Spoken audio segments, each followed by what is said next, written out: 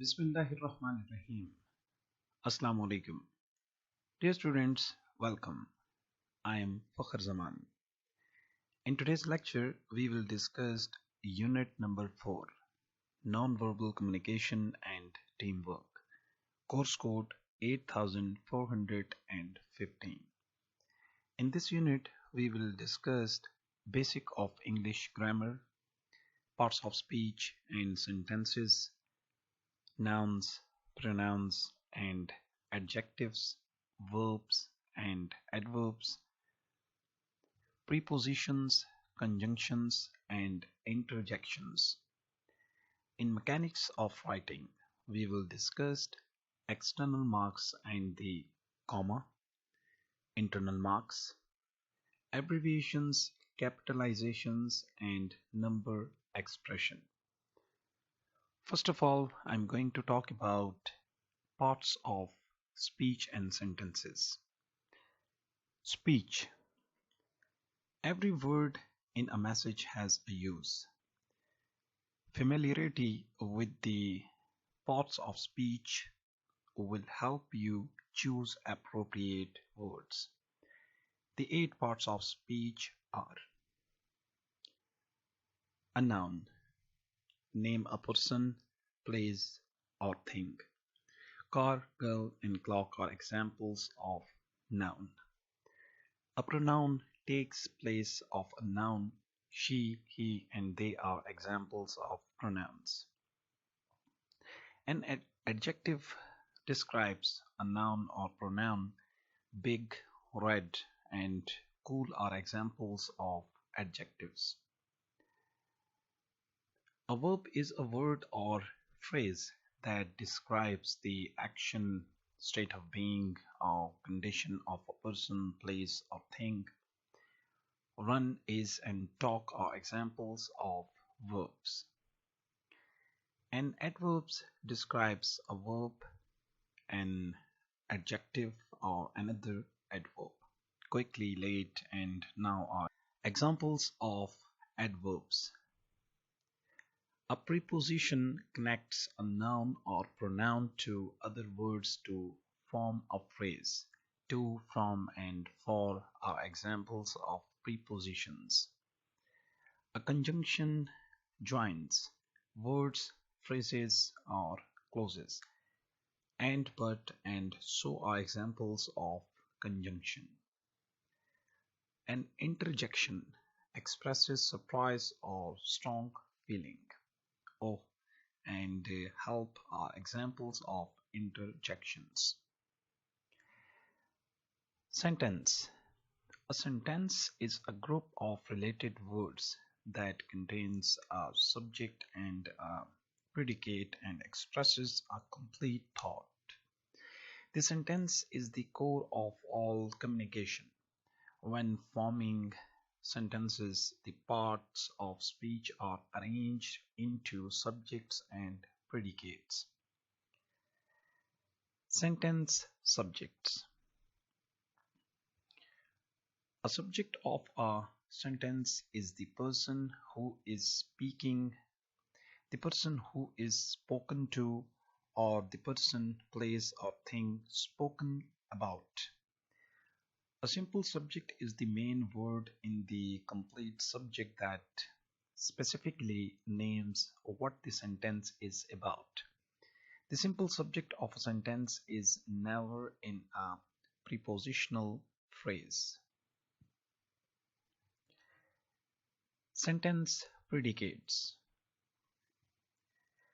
The complete predicate is everything in the sentence said by, to, or about the subject. It always includes the main verb of the sentence. Whatever is not included in the complete subject of a sentence belongs in the complete predicate. The next is objects and subject complements. First, we should talk about objects. An object is a noun, pronoun, clause, or phrase that functions as a noun. It may be direct or indirect. A direct object helps complete the meaning of a sentence by receiving the action of the verb. In fact, only action verbs can take direct objects. Direct objects answer the questions what or whom raised by the subject and its predicate. An indirect object receives the action that the verb makes on the direct object. A sentence can't have an indirect object without a direct object. The next is subjects. A subject complement is either a noun or pronoun that renames the subject or an adjective that describes the subject. In either case, it always follow a state of being or linking verbs such as an, is, are, was, were, has been, seems, appears, feels, smells, sounds, looks, and taste. Dear students, now moving to the clauses, phrases, and fragments. First, we should explain clauses. A clause is a group of words with a subject and predicate.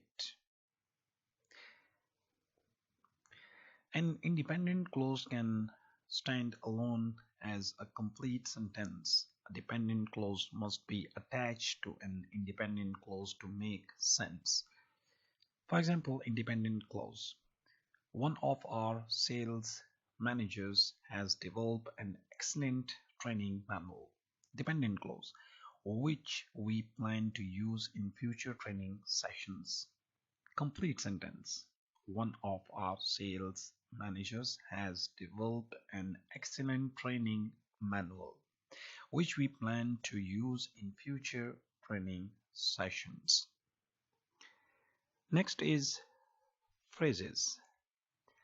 A phrase is a group of related words that does not contain both a subject and a predicate.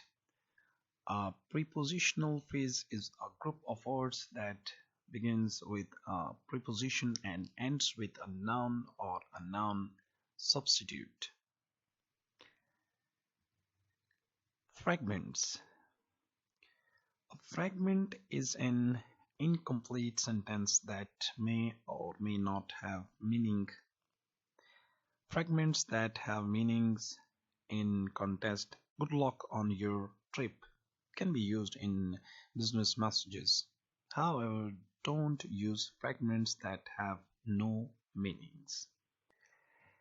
Dear students, now we are talking about sentence structure. So we have simple sentences, compound sentences, complex sentences. So first we should talk about simple sentences. A simple sentence contains one independent clause and no dependent clauses. There may be any number of phrases in a simple sentence. A simple sentence can be a clear, direct way to present an idea because there are no distracting dependent clause. However, if overused, too many simple sentences in one paragraph can sound monotone or abrupt. The second is compound sentences. A compound sentence contains two or more independent clauses and no dependent clauses. In other words, two main ideas share equal importance. The third is complex sentences.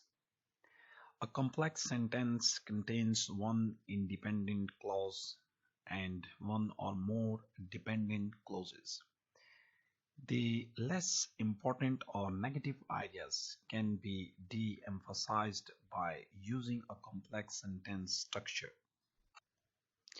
Aziz Talba Talbat, अब हम बढ़ते हैं basic of English grammar में nouns की जानिब. A noun is a word used to name people, place or things. A proper noun names a specific person, place or thing. Proper nouns are always distinguished by capital letters.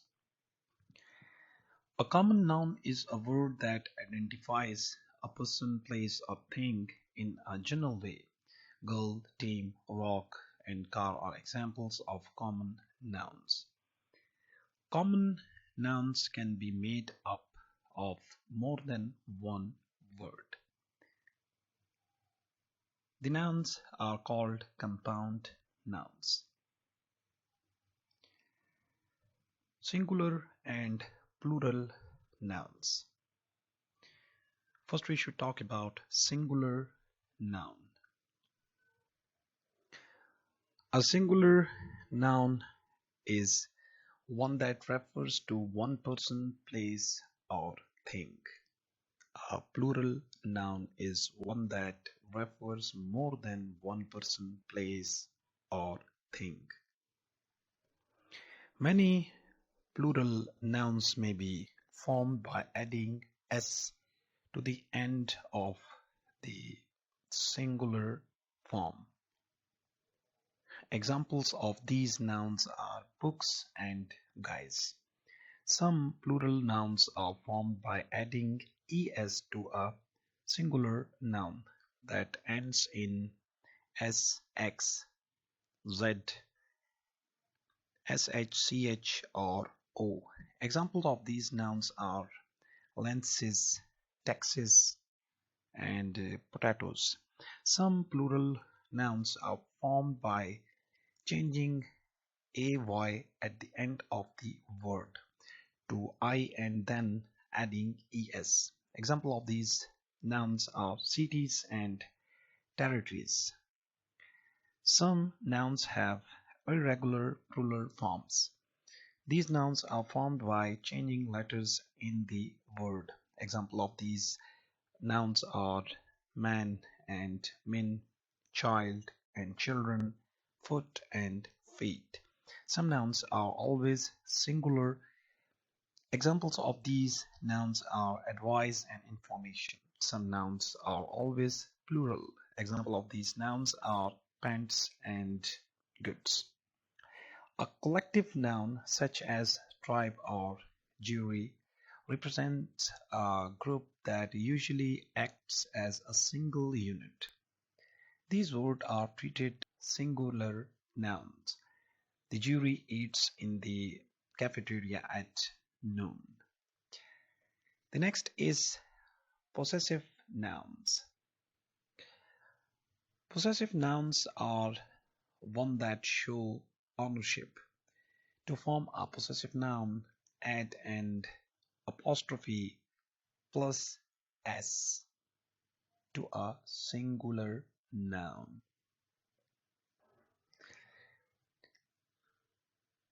Examples of possessive nouns like man and plus comma and s. So man's opinion. अजीज तलबा तलबात अब हम बढ़ते हैं pronouns की जानिब. Pronouns are words used in the place of nouns. A person pronoun is a substitute for a noun that refers to a specific person or thing. Personal pronouns may be in the nominative case, objective case, or possessive case. A nominative case pronouns I was, you, he, she, it, who, whoever may be used as a subject or a predicate nominative in a sentence. A predicate nominative is a noun or pronoun that refers to the subject and follows a form of the verb to be, am, is, are. An objective case pronoun me, us, you, him, her, it, them, whom, whomever may be used as a direct or indirect object of a verb or as the object of a preposition. A pronoun that indicates ownership is a possessive case pronoun. My, mine, our, ours, your, yours, his, her, hers, its, their, theirs, whose. Unlike nouns, pronouns don't need an apostrophe to signal possession. Moving to the intensive and reflexive pronouns. First, we should talk about intensive pronoun. An intensive pronoun, myself, yourself, herself, himself, itself, ourselves, yourselves, themselves, is a compound pronoun created by joining a pronoun with self or selves, such as myself and yourselves. Using intensive pronouns to provide emphasis in a sentence. A reflexive pronoun. A reflexive pronoun is also a compound pronoun that ends in self or selves. However, a reflexive pronoun refers to a noun or pronoun that appears earlier in a sentence. Next is interrogative and demonstrative pronouns. An interrogative pronoun begins a question that leads to a noun or pronoun response. Interrogative pronouns are who, whose, whom, which, and what. A demonstrative pronoun is used to point to a specific person, place, or thing. The four demonstrative pronouns are this, that, these, and those. The next is adjectives. An adjective is a word that describes or limits nouns, pronouns, and phrases that act as nouns. Adjectives answer questions about nouns such as which one, this proposal, those appointments, how many, 6 calls, few tourists. Articles. Although classified as adjectives, the words the, a, and an are also called articles. The denotes a specific noun or pronoun. A and an denote a non-specific noun or pronoun. Place the article before a noun to designate that the noun is specific, not general. Place the article a before a noun that begins with a consonant sound to designate that the noun is general, not specific. Place the article n before a noun that begins with the sound of a vowel. अजीज तलबा तलबात बढ़ते हैं adjectives में अगले part की जानिब compound adjectives. A compound adjective is two or more hyphenated words that precede and modify nouns. Comparison of adjectives. Dear students, regular adjectives have 3 degrees of comparison: the positive degree, the comparative degree, and the superlative degree. The positive degree describes one item, the comparative degree describes 2 items, the superlative degree describes 3 or more items. The examples are, first we should mention the example of positive degree. For example, he is as big as you. The comparative degree, he is bigger than you. Superlative degree, he is the biggest boy in his class. Absolute adjectives.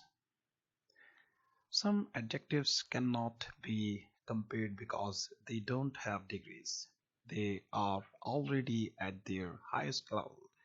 These adjectives are referred to as absolute adjectives.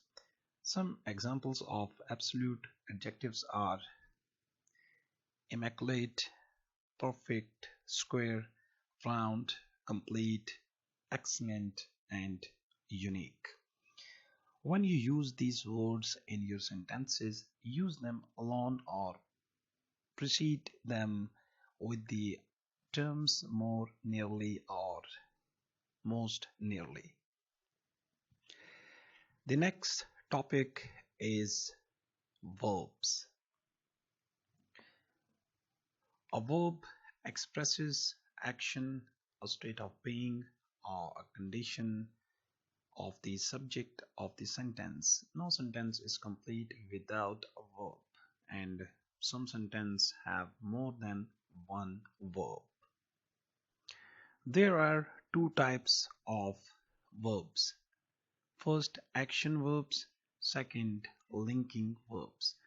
First, we should talk about action verbs. Action verbs help to create strong, effective sentences. Action verbs may take objects and indirect objects.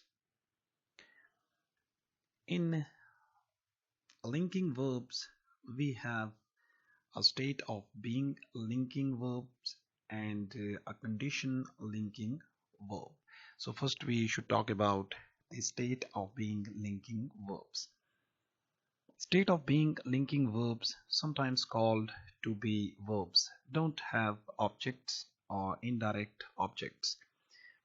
Instead, these verbs have predicate nominatives and predicate adjectives. The word to be has many different forms to denote the present, past, and future state of being. A condition linking verb does not have an object or an indirect object. Instead, it connects an adjective to the subject. Condition linking verbs either refer to a condition or appeal to the senses. Examples are taste, smell, seem, appear, and become. Verb tenses. There are two types of verb tenses. The first is simple tenses. The simple tenses are called present, past, and future. A present tense verb expresses present occurrences, what is happening now. A past tense verb expresses action recently completed. A future tense verb expresses action or condition yet to come. Future tense is formed by placing the helping verb will before the main verb. The perfect tenses. A perfect tense verb describes the action of the main verb in relation to a specific time period that is in the past, from the past to the present, or in the future. The three perfect tenses are present perfect, past perfect, and future perfect. Form the perfect tense by preceding the past participle form of the main verb with either have, has, or had. A present perfect tense verb indicates continuous action from the past to the present. Has or have precedes the past particle form of the main verb. A past perfect tense verb indicates action that began in the past and continued to the more recent past when it was completed.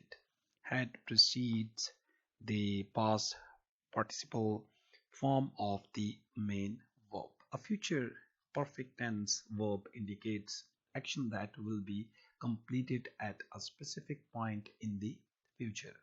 Will have precedes the past participle form of the main verb. Transitive and intransitive verbs.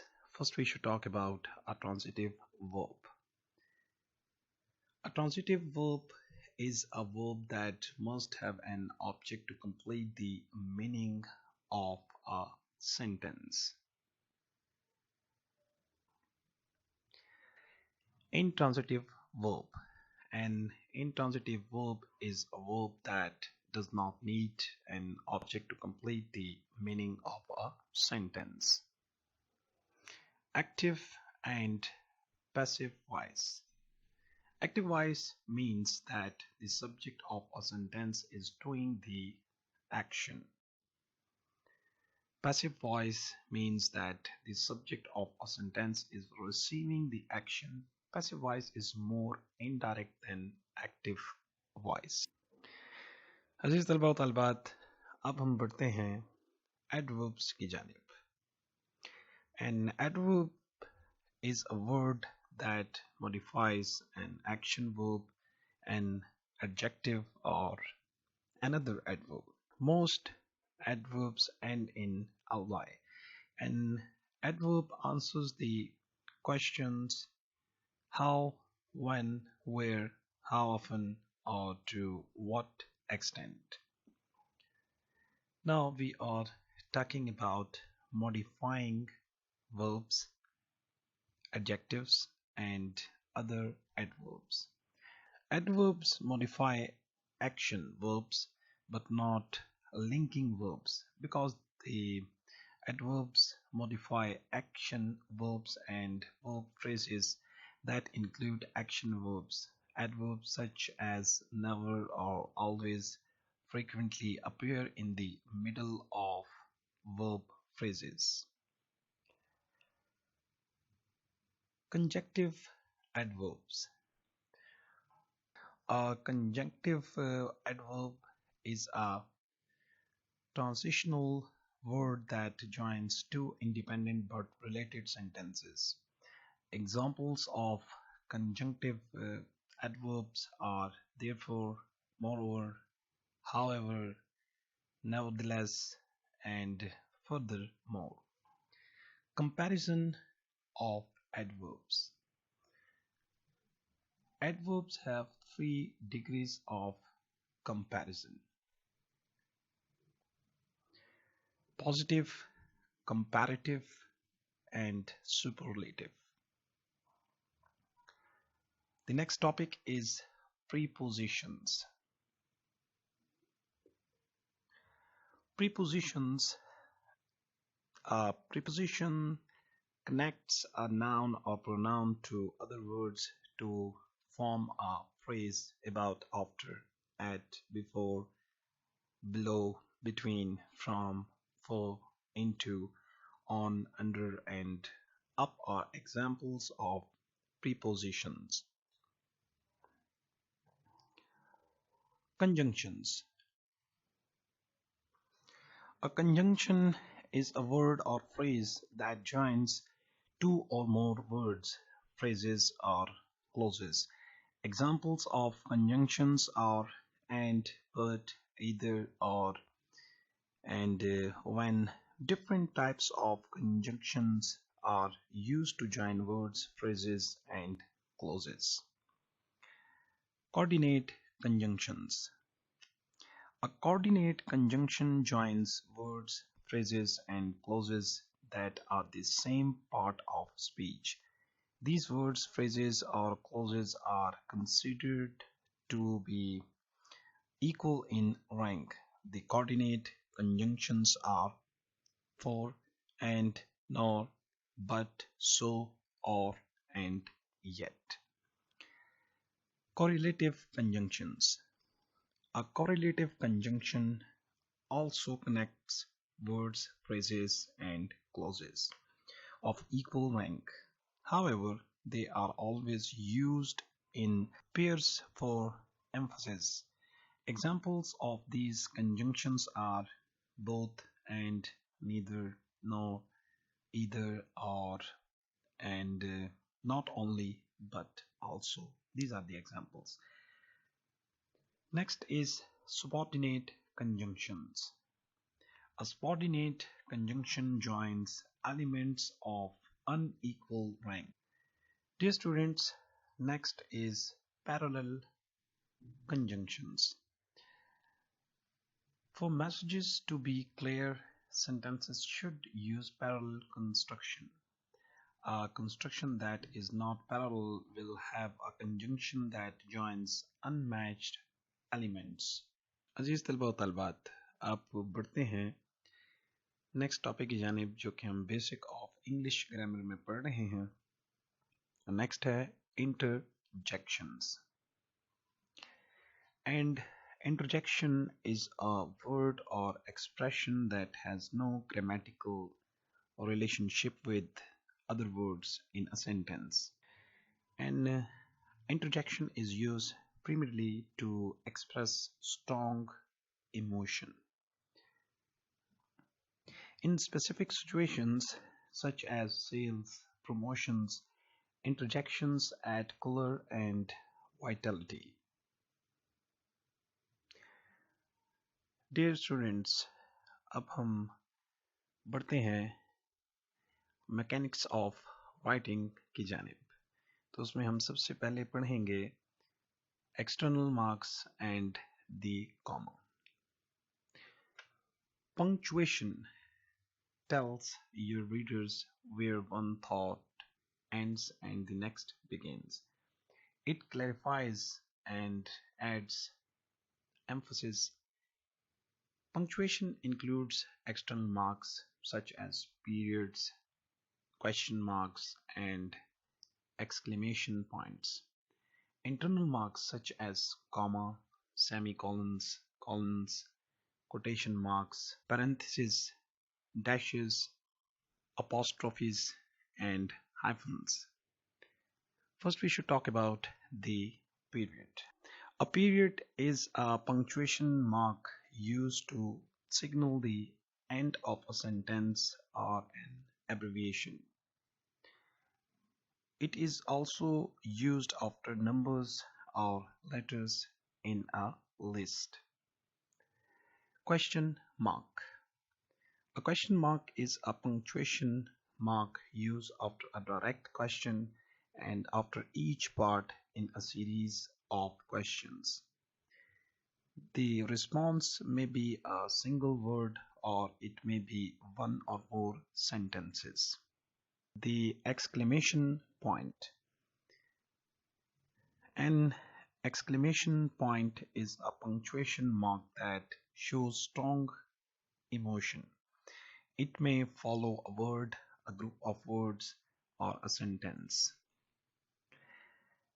The next topic is the comma. External punctuation marks tell the reader whether a sentence is a statement, a question, or an exclamation. Internal punctuation marks clarify the message intended by the writer. The comma is an internal punctuation mark used to separate items in a sentence. Commas also are used to indicate the omission of words and to promote clarity in sentences. With introductory elements. Introductory elements add meaning to a sentence. In compound sentence, Independent clauses in a compound sentence may be joined by a coordinate conjunction with interrupting elements. Interrupting elements are phrases or clauses that break the flow of a sentence. Non-restrictive and restrictive elements. First, we should talk about non-restrictive element. A non-restrictive element is a phrase or clause that gives information that is not essential to the sentence. A restrictive element is a phrase or clause that gives information that is essential to the meaning of a sentence. Appositives. An appositives is a noun or phrase that renames and refers to a preceding noun with direct address in a series between adjectives with omission of words in numbers and dates and with abbreviation. Next topic is internal marks. The semicolon. A semicolon is a punctuation mark used to denote a pause between clauses in a series or list. There are two types of the semicolon. The colon. A colon is a punctuation mark that directs the reader's attention to the material that follows it. Use the colon before a series or list, before a long quotation, between independent clauses, after a salutation, and in times. Next topic is the dash. A dash is a punctuation mark used to show a sudden change of thought. Use a dash with a sudden change of thought and for emphasis. The hyphens. A hyphen is a punctuation mark used of some prefixes and informing some compound words. Use a hyphens after prefixes and in compound words. Quotation marks. Quotation marks indicate a direct quotation, a definition, non-standard English, or a title.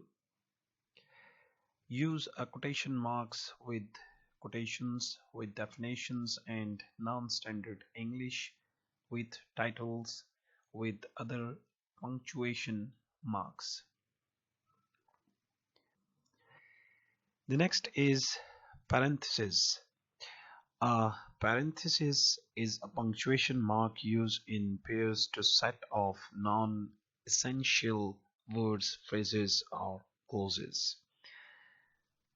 Use a parenthesis with non-essential elements, with numbers and abbreviations, with references and directions, with a list. The next is the apostrophe. The apostrophe is a punctuation mark used to indicate the omission of characters or possession. Use the apostrophe in contractions, in possession, in plurals. Next topic is abbreviations.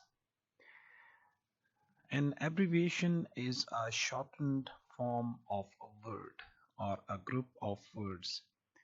Shortened forms should be used sparingly in business letters. They sometimes obscure the writer's meaning. They also present an informality that may offend the reader. Although many abbreviations are followed by periods, some abbreviations are not. Titles and degrees. Abbreviate a personal title that precedes a person's name. Addresses. In business correspondence, don't abbreviate the words street, avenue, road, lane, north, south, east, and west. However, do abbreviate compose designations after street names. Next is companies, organizations, and departments. You may abbreviate the names of companies and organizations if the institutions themselves use the abbreviation. Next is expressions of time. The abbreviations AM and PM may be used to designate time when they accompany numerals.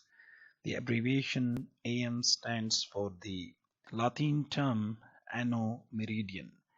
It is used to indicate times of the day before noon. The abbreviation PM stands for the Latin term post meridian. It is used to indicate times of the day after noon. The next is miscellaneous abbreviation. The abbreviation number and account may be used in technical documents and also in business correspondence when they followed by numerals. Some abbreviations that are acceptable in statistical documents, lists, or business forms should not be used in business letters. Names of days and months fall into this category. अजीज तलबा तलबात, अब हम बात करेंगे capitalisation के हवाले से. Capitalization is using uppercase letters in writing. Using correct capitalization in letters, reports, and other documents is important. Capital letters signal the reader that a new sentence or quote is beginning.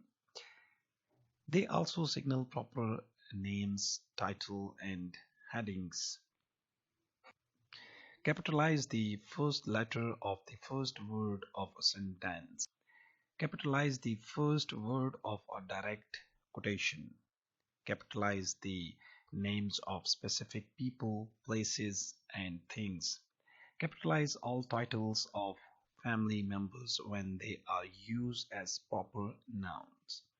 Capitalize professional titles that precede proper names.